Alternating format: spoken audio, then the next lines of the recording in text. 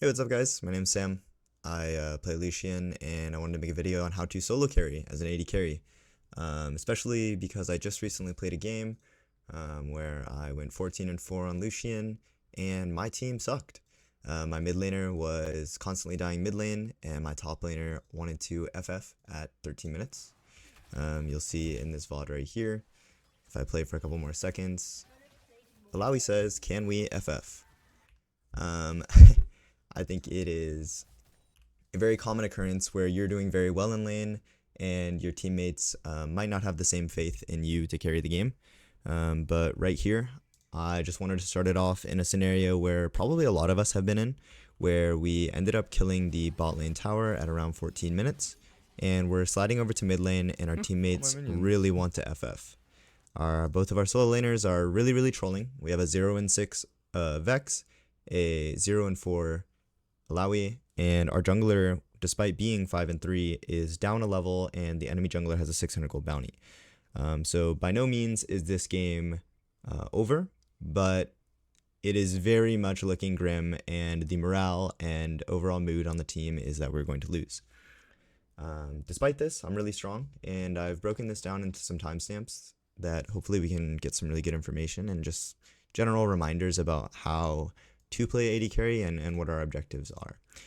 So I'm going to be going over a couple tips first on how to review your own games like this, because I think it's very helpful to not only watch me break down my own game, but have you guys be able to do this on your own with your own games.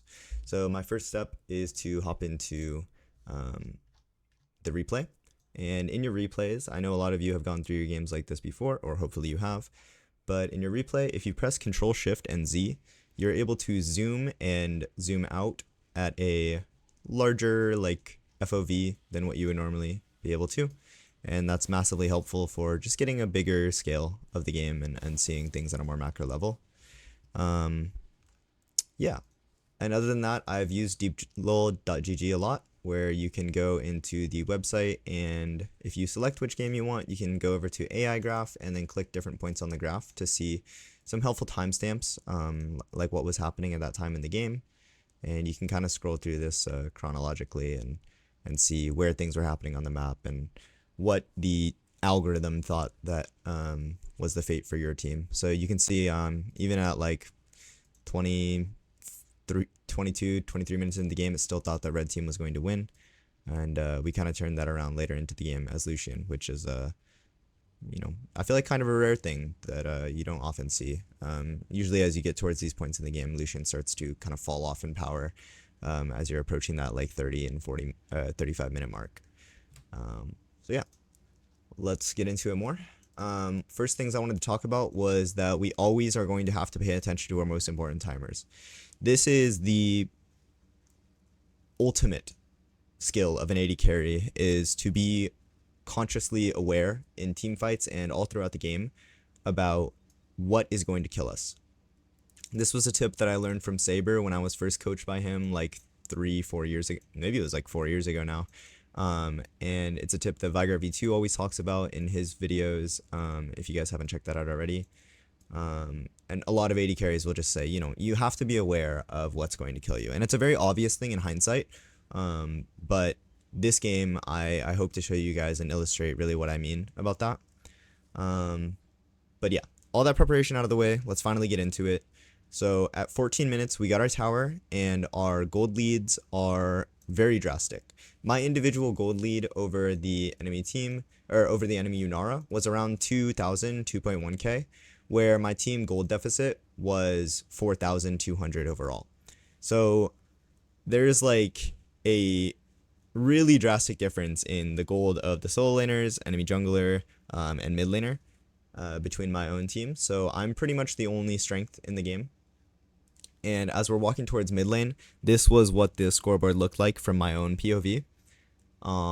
Very drastic, dire game scenarios where enemy team has two huge bounties on their mid and jungle, and I'm now rotating over to mid lane to go meet these guys, which is not very fun. But let's kind of look at what happens through this, and let's head over to 15 minutes into the game. So we ended up taking this tower, and from here, you'll see that we find Kennen in river, but we're not really able to kill him. So I go ahead and take my reset, and I think I agreed one more wave because I saw that Vex was mid. And since Vex is mid, she's ideally going to clear one more mid wave, and I can rotate on a better timer. Now, what's interesting about this is she ends up randomly dying, of course, when I'm just now starting my recall. I think she should have been a little bit safer to catch the wave. But regardless, we're going to hit our recall and walk back over there. So before that, we had 1.5k in our inventory, so we definitely have to recall before we head over to mid lane. And my jungler decides to kill herself too. So now the enemy team makes a mistake that I will not make this game, which is after getting kills, they walk up to hit the enemy tower. Now, in a lot of games, this makes a lot of sense, right? You're so fed, you're so strong, you got a kill. Now, what do you want to gain out of that, right? Well, the gain out of this would be to kill the tower because, of course, you're seeing a Rel and you don't think too much about it. But what was lucky here was that Rel identified this overstay, and we know that these guys don't have any ultimates, right? They just use all of their not all of their ultimates, but they just use a lot to get the Kennen out. Okay, actually Wukong did have ultimate, but I know that they had no Malphite ultimate here, right? So I feel pretty safe to dash forward and get this shutdown. And if we go ahead and watch this from my POV, we go ahead and have an FF vote floating on our screen, of course, because Alawi wants to surrender the game. But I dash forward here. We were lucky enough to pick up the kill on the Wukong, and now I'm in a position where I really know that I can carry this game, or at least try to, right? That shutdown is kind of that big indicator of like, okay, now I have a fighting chance in this. There has to be so many perfect things that happen from here on out that I need to go right. So you saw I panned my camera over to the tower, and I'm not going to hit this tower. If we go to this same timestamp into the game, which was at 15:33, and then we go ahead and look at the map, as I pan my camera over, this Kennen is just about to hit the mid lane wave, whereas my minions haven't even spawned yet. Not only is this recall very quick, but then I also don't risk any danger from the Kennen walking up to kill me. And I'm headed back into mid lane, and now I have this extremely strong build. Hold on, let me press X. Where I am 2 items, so I'm actually even with the Kennen right now in terms of our total items, and almost about that in the gold. So now that I am matching the strongest player on the enemy team, I have to identify that there is a gigantic target on my back. I cannot hit the tower, and all we are trying to do is clear this mid wave and farm until we can get a team fight. Since we are such a target, we're basically, by existing, putting this extreme target onto our back from the enemy team anytime we're showing on vision.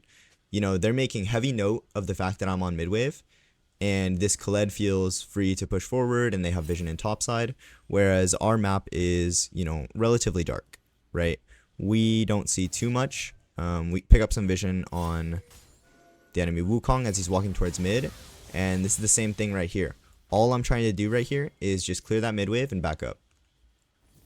You see I'm even standing in my tower. This tower I have no allegiance to. I'm going to let it die the second that they are able to push up and get this wave out to here.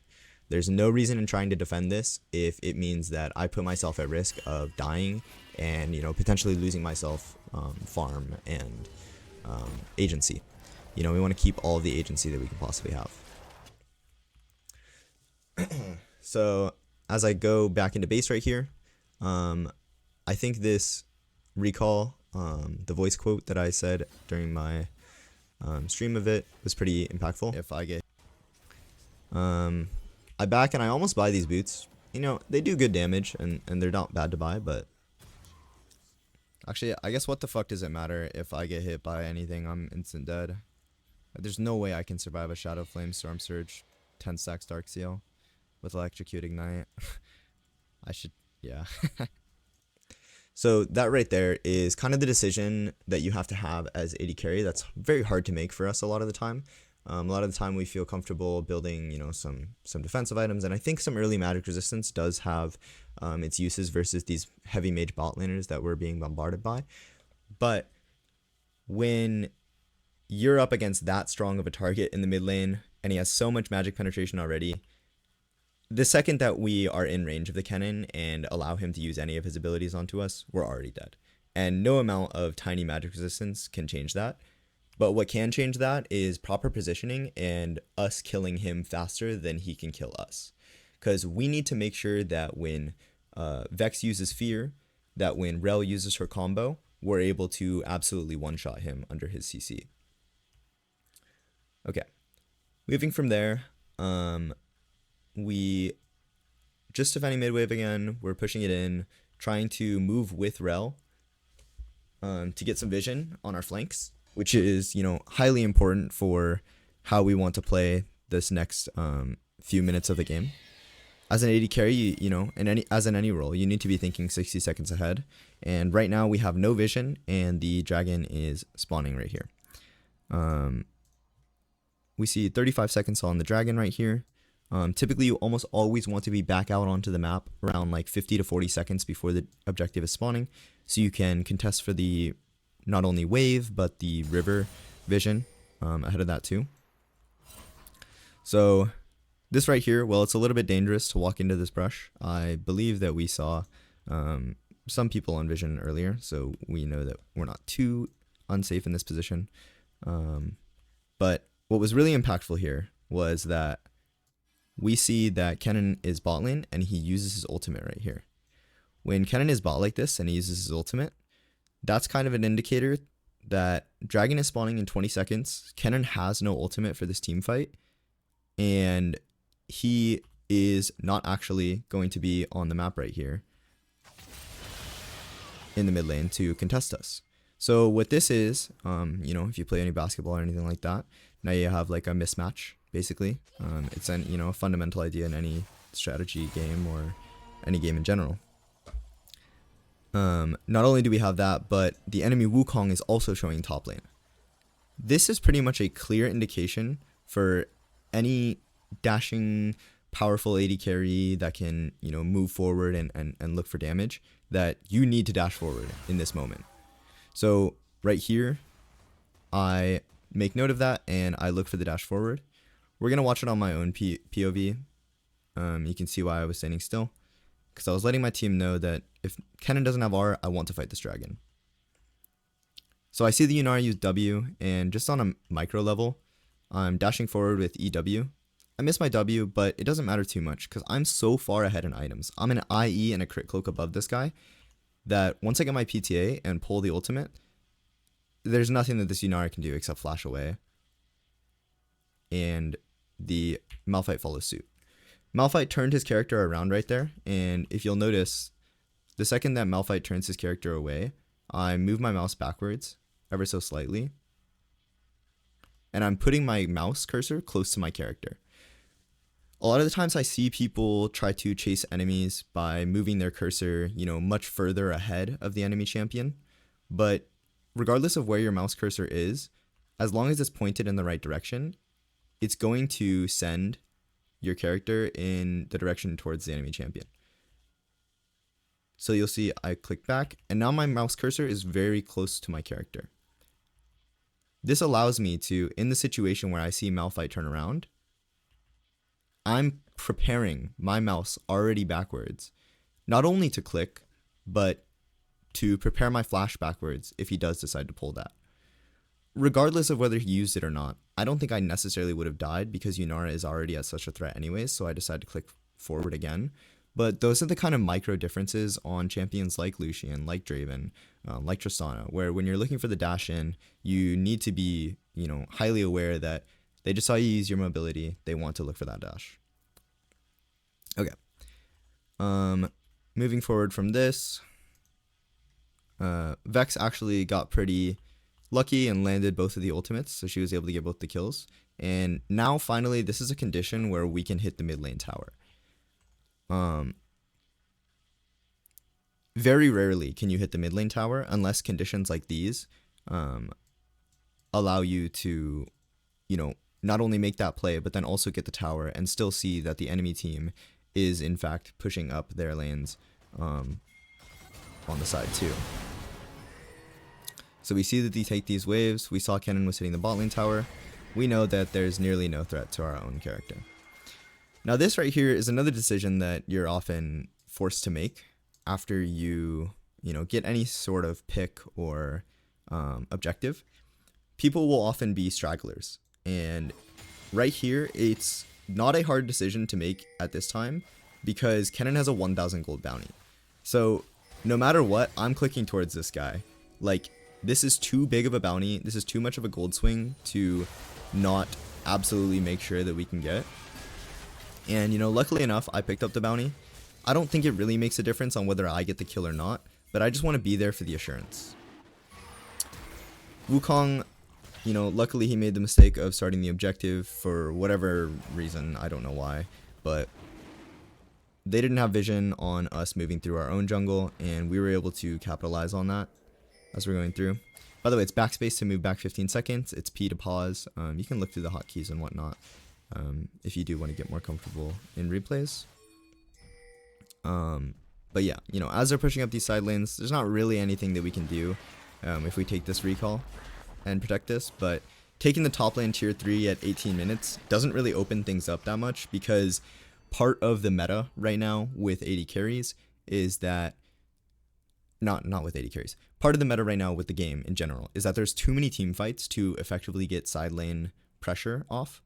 And you're forced to TP away from the objective or just walk down to the objective to fight for control. And a big element of that has weakened split pushing and made the effectiveness of getting early turrets on side lanes much less valuable, which is why often in pro play you don't see turrets taken until like 24-25 minutes around that mark. Okay, so yeah, we end up getting this dragon, and then we move over to our next team fight, which is at 19 minutes. And I wanted to watch this from my perspective because it'll kind of give you a better idea of how I'm approaching team fights, and also where greed can get the better of you in a lot of scenarios. So this right here, we're pretty lucky that they still weren't able to get our mid lane tower, but that's kind of the product of good recall timings from objectives. But this right here, I kind of want to listen to my comms as we walk through this. No flash. So right now I'm looking through chat. I'm looking at my own timers that I've recorded, just to watch out for timers as I walk towards the fight. But 1922, if we go to 1922 in the game, we go ahead and pause it right here. This is why I didn't want to go forward. I can't see shit. Not only do I have a feeling that Kennen is here, but even if he wasn't here, it is so hard to walk through this aggressive path within the river when we don't have a vision line that's, once removed from where we're walking. And you see the product of that is that Kennen is able to get this dash into us way early, and I hung back because I don't want to get hit by that. Even if he isn't there, I'm okay being delayed to that play because it wasn't a good play in the first place. Mid lane is our priority, right? And keeping control of that and staying alive is our priority. Malphite, I don't know, he's drunk. Honestly, this Malphite was a big reason why we were able to win the game, because he is so bad. I don't know. But I guess I simply backstepped his ulti. But he managed to flash away, and I got dinged by the Yunara Q right here. Right here, I'm just looking for as much damage as I possibly can. I was able to kill Yunara, but the Kennen cast his Q from Fog of War. This ward was actually pretty bad, and it gave me like a false sense of vision right here. And the Kennen Q came from Fog of War, and I wasn't able to react flash to it. Would it have been better to flash it? I don't really know. I don't think I had a bounty because the gold was so crazy. But that's another, micro thing that's a pretty big deal in those types of fights. But yeah,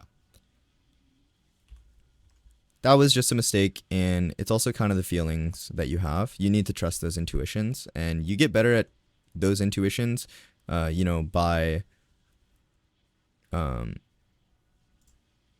you get better at those intuitions by just simply, making those decisions and seeing what the outcomes of it are, which is why it's a really big thing to be able to look at your replays for review. Okay, moving on to the next thing. Let's see. 1920. Okay, 2050. I think this is the Atakhan fight that I'm coming up to. And around here, I guess I put the wrong timestamp for it, but the decision to buy GA right here was kind of made at like 19 minutes. Because at around that time, I hit the same gold value, or I hit the same gold amount as Kennen. So when I am the most valuable player on the entire team, and all that matters is that I'm staying alive, by getting GA is not only defensive in the actual armor sense, but is defensive in terms of, I don't want to use everything on Lucian in one burst. Like, Kennen can't one-shot me solo and just stand around for 4 seconds before a team fight. So it allows me to have a lot more, individual agency as I'm walking up on mid-wave and things like that. Because my team will just be able to come through and, punish that overextension, as long as I'm standing in a good position. Okay, so let's look at this mistake that I had leading into the Atakhan, as we walk towards this.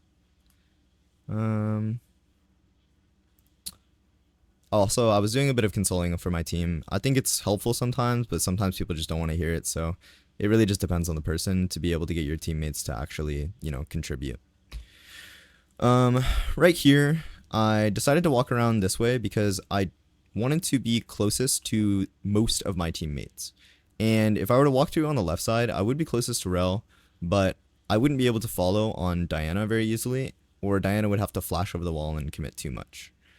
So I looked for the dash forward right here. I got the kill, but the team fight wasn't very good, and 2 of my teammates are dead at this point.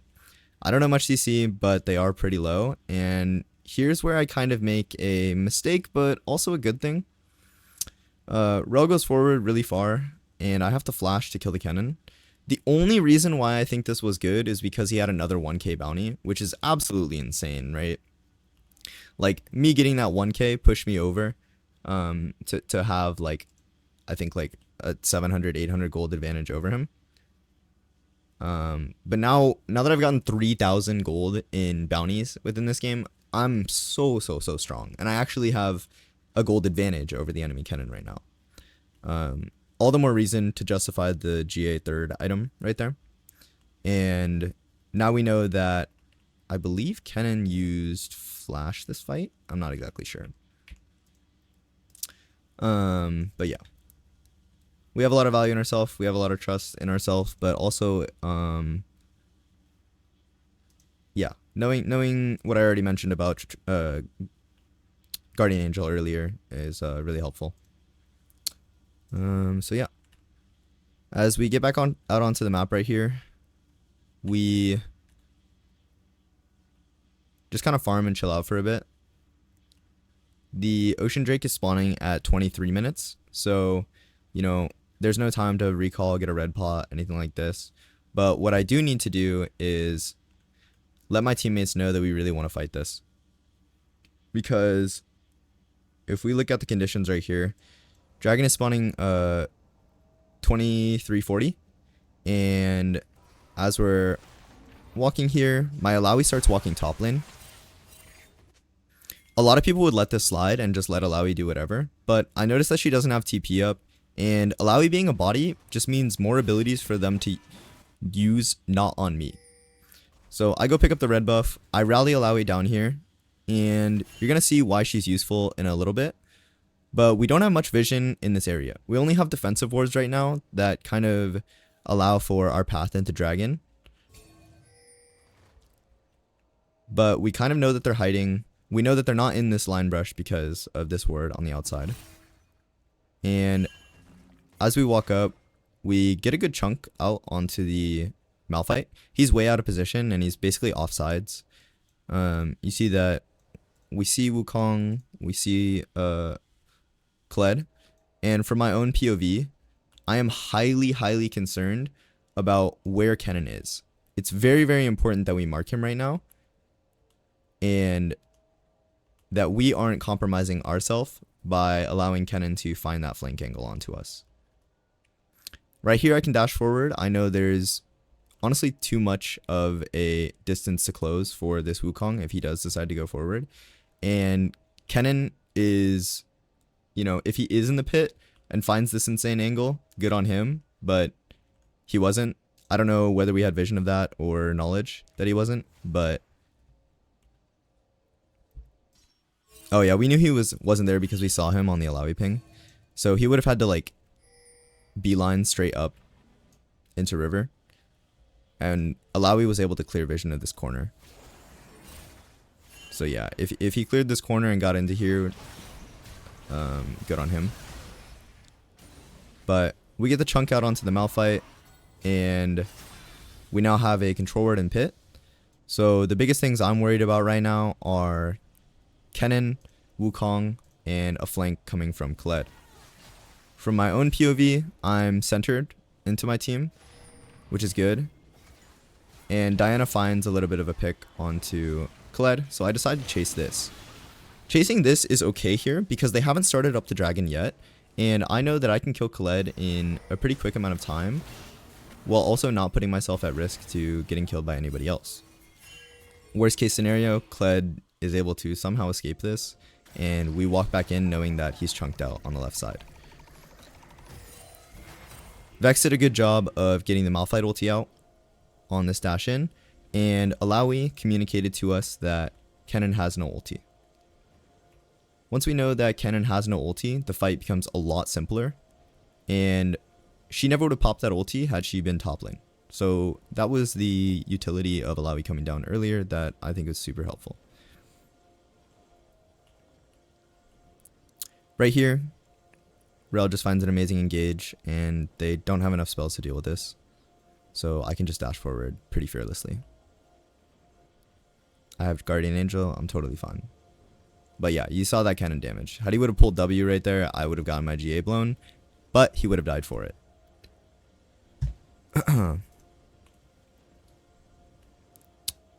Okay. So, what did I do there? I shepherded my teammates. I was keeping mind of the cooldowns. Oh yeah, at 23 minutes, I did mention that Kennen had no flash. That was something that I knew going into it. I forgot about that in the replay, but yeah. As we're going into it, we need to make sure that, you know, we're cutting our losses if we have any. And our priority is pretty much just keeping ourselves in the safest position possible. Yeah. Controlling vision and being bold with our Guardian Angel is super important. You know, as we're walking forward 23:45 right here. Sweeping them out of river just gives us a whole lot of space that the Khaled was not prepared for. His teammates are way too far to follow on anything. Kill you can, not who you want. Yeah, this is just another, you know, principle of like, we're gonna kill Khaled. And then we already talked about that. Okay. That was a one team fight. Very good things happening for us. And at this point in the game, I think 24 minutes, the gold lead was still around 4,000. So, still wasn't the easiest game to win. But we kind of brought it down from that extreme of 6,000 earlier. Okay. Let's go to our next timestamp, which was at 26:40. Kennen ends up using his ultimate. We get a simple pick onto the Malphite, and that's just because Kennen has, you know, nothing. Yunara gets picked as well. Their bot lane was just massively tilted, and this is going to be the reality of any time that you're ahead and your teammates are behind. You know, the person that you crushed in lane is also going to be behind. If they have not won team fights successfully or gotten any individual shutdowns or things like that to bring them back into the game. So, you know, abuse the fact that they have two weak people on the enemy team in the form of the enemy support and the enemy AD carry. You you know, Yunara and Malphite are just dying on repeat and honestly throwing the game.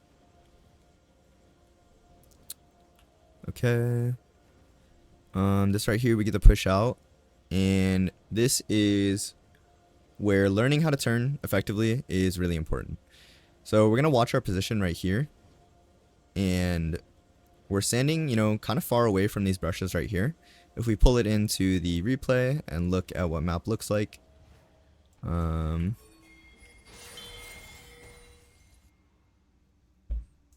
we can see that we have a bit of vision on their approach in line brush, and Vex is holding in sweeped brushes as they're walking up. So we hear the Colette ulti. We know he's coming in at some angle.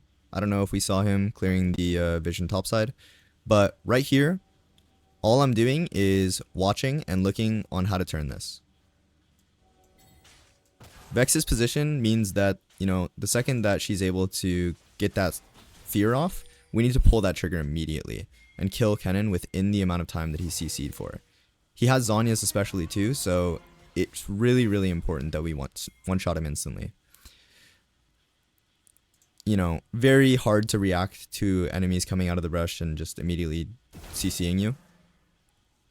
And all it takes is me just following up with my ultimate and the rest of the team comboing their spells. And the Kennen that had flash ultimate and was an extremely large threat has, you know, pretty much just trolled the game. You know, there's not really much else to say about that besides he didn't play his patience correctly. And he's kind of at this point where I thought I was so fed. I thought I could never lose by having 20 kills. But now I'm walking in and they're properly combining their CC and damage to, you know, neutralize the biggest threat on the enemy team. You know, looking at the gold is hilarious too, right? Like, enemy AD down 7k, my mid laner down 5k, my top laner down 3k. So really the only advantage on our team is me, and the only thing that my teammates can provide at that point really is the CC. You know, they tried to salvage a little bit, getting some towers, getting some gold in return, but it just wasn't enough. And at the 28-minute mark, I'm just going to advance to this and let my past self talk about what we want to do. I want to make sure that I can have LDR before the Elder Dragon. But, I mean, the ideal scenario is we, you know, get what we can off this siege and then play for Elder Dragon and just, like, have a really good team fight there. Kennen has flash up, so we need to be watching for that. We're just going to play way too far back for them to even hit. Yep.